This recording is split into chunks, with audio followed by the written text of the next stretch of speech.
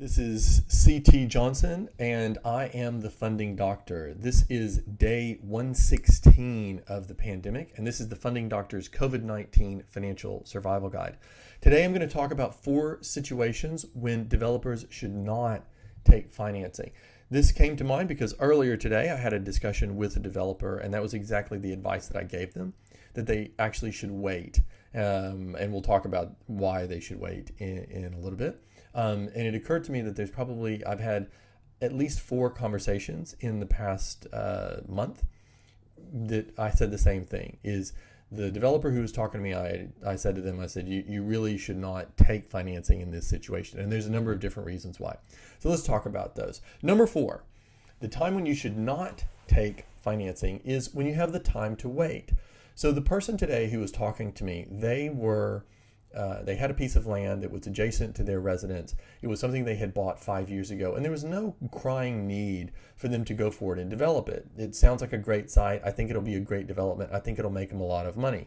But at the moment, so much capital has left the market, and the lenders who are in the market are so much pickier than they used to be, that if there's not anything compelling you to do the deal today, to do the project today, go ahead and wait 3 months, wait 6 months, and see what happens.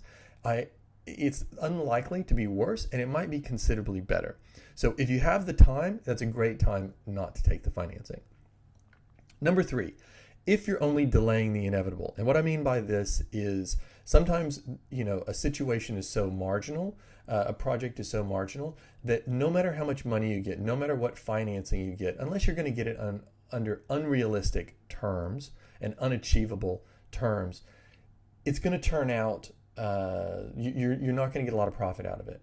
And if you're not going to get a lot of profit out of it, honestly, don't get into the development game. Development is stressful and it's risky and it consumes you and all of those things. And if you're not going to get the rewards for that, definitely don't get into that situation, and don't take money from someone that you're going to have to pay them interest and make their life easier if you're not getting anything out of it. So if you look at the deal and go through the math about how it's going to work out, if the money that you're going to get out of it is pretty small and it's more or less the same as what you're getting now, and no matter how much money you add into it, especially if it's a project that's halfway there and you're trying to recapitalize while you're in the middle of it, if taking more money is just going to delay the inevitable, then don't take the financing. Number 2, if you don't have the equity. This is the one that I think developers least like to hear, but it is the one that is most critical. Equity determines how much money you're going to get out of it. Having a good project, honestly, that's good, but it just doesn't mean that much. What means a lot more is having money to invest into it. I had a friend of mine a few weeks ago who called up. It's a guy who I've known for a long time, and he had a really, really great project. It had an excellent exit that was pre-negotiated. It was going to be able to take advantage of some money that the state was going to bring into it, but he just didn't have the equity to do it. So when he and I started talking through bringing in equity partners or mezzanine or other high interest type arrangements, basically what we came to is that he was not going to get a lot different out of it than if he just sold it to somebody today, sold it to another developer today. If you don't have the equity, you just can't harvest the rewards out of it. And so that's one of the things I say is definitely start with your equity amount. Make sure that you've got a comfortable amount to finish the project, and then go get your debt. If you're in a highly leveraged situation, everything works against you. So if you don't have the equity to do the deal, then don't take the financing. And the number one time when you should not take the financing if you're a developer is if the financing deal is going to cause you to lose the project. And this happens surprisingly often. A lot of the people who are in the private lending game in Australia, they are themselves developers, or they have made their money in property. And frequently it is a win-win deal for them. So they will, if they see a project, I see this happen quite a bit, is that a smaller, less well-capitalized developer, they find a great project, they find a great site.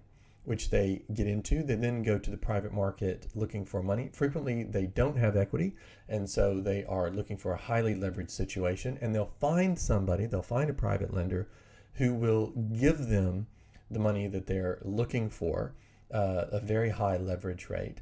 Frequently, it'll be a contract that has high interest and has a lot of conditions that are easy to violate and to get into a default situation. So as long as everything is good, no problem. But the second something happens, you end up in default. Default interest rates start to apply. Because you're tied up with covenants, there's no way to go get money anywhere else. And hey presto, you lose the project. That is the worst of all possible outcomes. So that is the number one time when you should not take financing, is if it's going to cause you to lose the project.